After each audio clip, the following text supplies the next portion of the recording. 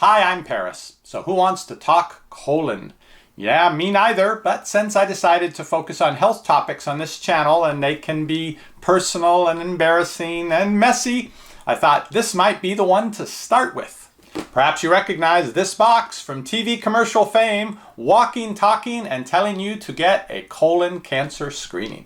So this is the Cologuard collection kit, and yes, it's a large box. If this has caught your eye on TV, you may have wondered, as I had before needing to actually do this, I wonder exactly how you collect it and how much stuff you send and what kind of results you get. Well, from beginning to end, I'm going to take you along on my journey of trying this out. Now, I've made it to 55 years old without having a colon cancer screening, which is not something to be proud of. At the time when I turned 50 and was told I would need that, I just have an issue with having an instrument threaded through inside of me. Just the concept of it really bothers me. So I put it off, and I had read that there was testing that would be coming out. For example, I heard of a blood test they were developing in Korea that would be able to find the cancer proteins just by giving a little bit of blood and be able to determine if you had that. So you could avoid a colonoscopy. But this is another non-invasive way to do things. It's 92% effective, I believe, in detecting cancers. There are some false positives, some false negatives. From what I've read, the actual colonoscopy itself, which you need if this detects a positive result, that's about 94% effective in finding the cancers. So they're both pretty good at finding them. The thing with this is that if it finds something, you do have to go and get the colonoscopy, and only in the process of having that instrument up inside of you, they can actually remove the cancerous polyps or precancerous polyps. This doesn't do anything to fix you up. About $649 for the Cologuard test. It's by prescription only. That includes them sending this to you, the collection tools, the postage for sending it back to them, and the laboratory analysis of your collected specimens. The results are then sent to the prescribing physician, not directly to you. So you will have to go to your doctor about 2 weeks after sending this in to find out the results. Let's look at what's inside. There's a bracket. Looks like it could be painful depending on how that's used. There's a container and a tube. A small book with the instructions on exactly what to do. Definitely going to read through the instructions thoroughly, but let's do a proper unboxing here. There's a bag. It does say here, do not attempt to remove the plastic bag because it's glued inside the box. Okay, I think I understand what that's about. I think this is the bracket, or else it's a little portable toilet. Okay. There is a large container, a bottle that comes with stuff already in it. Then there's a tube.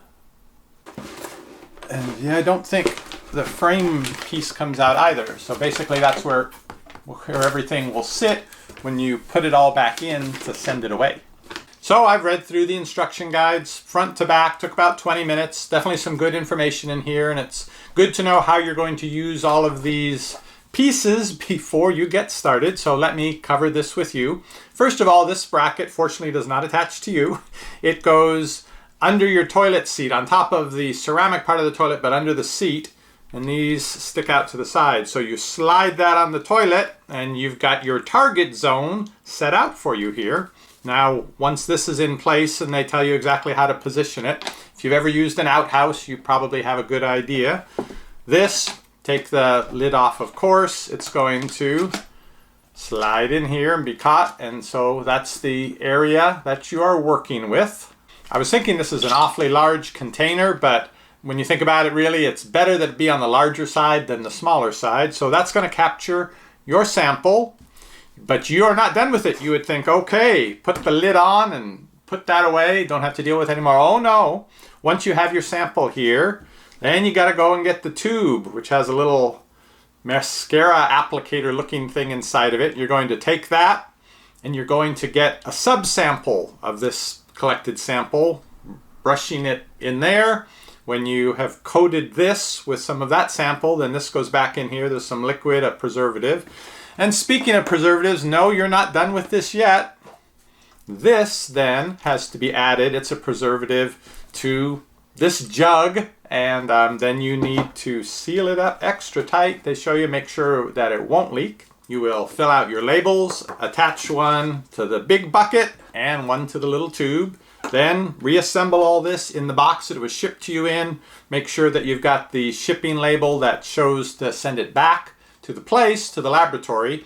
Then you've got to get it to the collection point, to like a UPS pickup point, within 24 hours of when you collected it. So you don't want to do this on a Friday afternoon if there's not going to be any pickup Saturday, Sunday. This is going to sit in a UPS box, collection box for several days. No, because it's got to be to the laboratory within 72 hours or they consider it expired and they won't even test it. So if you feel like you'd have more time to work on this on the weekend, Sunday afternoon might be good, because you can then send it on its way Monday and they should have it by Tuesday. I think it's like next day delivery that it's set for. Otherwise, if you're more of a morning person like me, then leave some extra time in the morning to assemble all this and take care of the whole procedure and to get it boxed up before you have to get out the door. By the way, this year is the 5-year anniversary of the FDA approving the Cologuard testing kit. So, it would have been nice if it sent out a commemorative kit, maybe a little gold trim around the edge of this or something. So all that remains is collecting my sample. I will spare you the visuals of how that goes, but when it's all done and I'm ready to pack this back up again, I'll report on how the procedure went. Well, it's done, but it took 5 tries. Now, for something so easy and natural to do, how can it be so difficult? Well, it's a little off-putting having the frame in the toilet and then having this container, because the plastic edge of it with the beginning of the threads to screw the lid on kind of sticks up a little. And you feel that. So you're getting the threads of the container embossed into your butt cheeks while you're sitting there wondering, did I really get it centered right? Because I definitely don't want to have it halfway into where it should be. So let's just say there were some psychological issues the first couple attempts, which made me realize I'd be better off waiting till I really needed to go rather than trying to do this when I thought I could go. But when you need to go, sometimes you don't have time to set all this stuff up. Then after the first couple failed attempts, now you've got in the back of your mind the performance anxiety going on. Can I actually do this? Well, the third time, before going to bed, I thought I could and I couldn't. So, all right, put all the stuff away. First thing in the morning, definitely it's not going to be a problem. So, woke up extra early, I think it was around 5:30, and realized, okay, it's time, but I'm groggy and half asleep, and I've got my phone with the light trying to see where the stuff is and get it into the bathroom. So I got the frame thing in, and again, I'm thinking about, okay, I want to get this so the target area is right where it needs to be. And oh, I better hurry now. Sat down, everything finished. Great, finally I'm done with this. And you notice it's kind of, extra smelly, and you think, well, that's because the stuff didn't go into the water, so it's just sitting there. So, okay, and then you realize there's no way I'm going to be able to do any wiping or cleaning without standing up first, because there's not really room to access into the bowl of the toilet around this and the framework that's holding it in place. So, okay, I got to grab the instruction book, which I've got on the bathtub edge there, so make sure I do the next step right. And as I'm reaching over to grab it, I realize something is wrong. Some part of me realized it before my conscious mind did, and then I'm looking right next to the book is the container. I had forgot to put the container into plastic frame. And it's so funny that my mind was so imagining that I had completed this task and everything was sitting in the container that it was extra smelly and everything because it was in the container. It wasn't. I missed the target even though I had the target centered right up. So there went that chance. Fortunately, I was getting embarrassed at myself by this point. Later the morning came another opportunity. This time I made sure I had the container in the little thing and finally had success.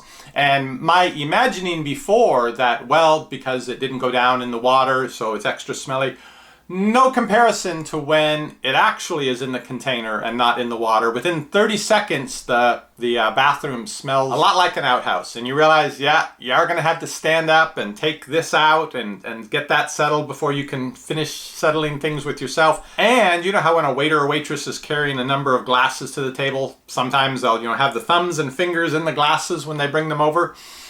It's almost impossible once you've added the weight to this container, the weight that you're going to add to it, to get it out of the framework without sticking your thumbs inside.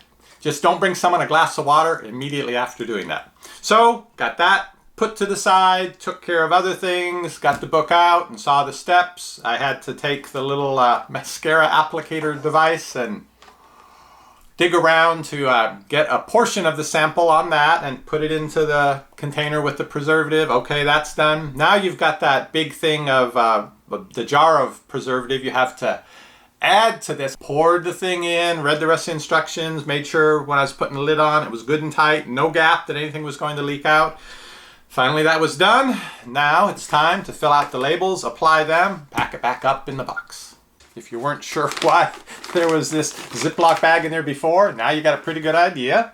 I am getting this out of the house today, this morning, going over to the UPS store to drop it off. I'm a little embarrassed because this is the same UPS store where I have my mailbox, and I'm pretty sure they're gonna know what it is when they see this. The results take about 2 weeks before your physician will receive them. And I'll tell you a little bit more about the results and something that's a little odd in all of this. Just a second here. And then the label on the front, generally if it's got the green one, it says you tear that off and there'll be a new prepaid label underneath, which will then get it back to them. It's like that. Yep, it's got their address in there. So about the results, from what I've read, you'll either get a notification that you need further testing or that you don't. Further testing meaning you need to go and have a colonoscopy because something was found, some amount of blood in the stool that indicates you need more investigation, or they also run several DNA tests. So they're looking for DNA from precancerous or cancerous polyps that you may have in your colon. As food passes through you, some of those cells get scraped off, and so if they detect cells with those DNA signatures in what you send them, you also need to go and have a colonoscopy. What they don't tell you are the detailed results. Was there blood? How much blood was found?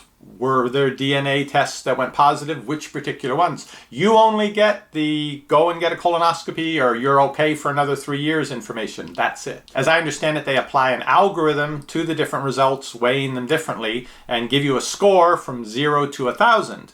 Now, if your score is about, I think it's 140 or less, then you're clear. There's not a strong enough suggestion that you may have cancer or precancerous polyps, so you can go another 3 years before getting another test or getting a colonoscopy. If you're at 1 point over that though, all the way up, so like 141 all the way up to 1,000, well, you had better go and get tested. Well, what if you were like at 139? You were just about at the cutoff where they would tell you you needed to have a colonoscopy. You might take a little more seriously needing to go and be tested or have a colonoscopy in 3 years' time. You might take different approach to your health because you realize you're sort of bumping up against that. They know that aggregate score and they know the individual test results. That information is there, but from what I understand, they won't give that to you. It's proprietary information. Now, I'm paying for the test, or my insurance company, through my premiums, is paying for the test, so I'd really like to have access to that information, but as I understand it, all you get is a recommendation to get a follow-up, or you're okay for 3 more years. Now, I'm not planning to do a follow-up video based on the results that I get in 2 weeks, but if in a couple months' time you see me doing a my colonoscopy experience video, well, then you'll know how the results turned out. Thanks for coming along on my Cologuard journey, and I'll see you on the next review.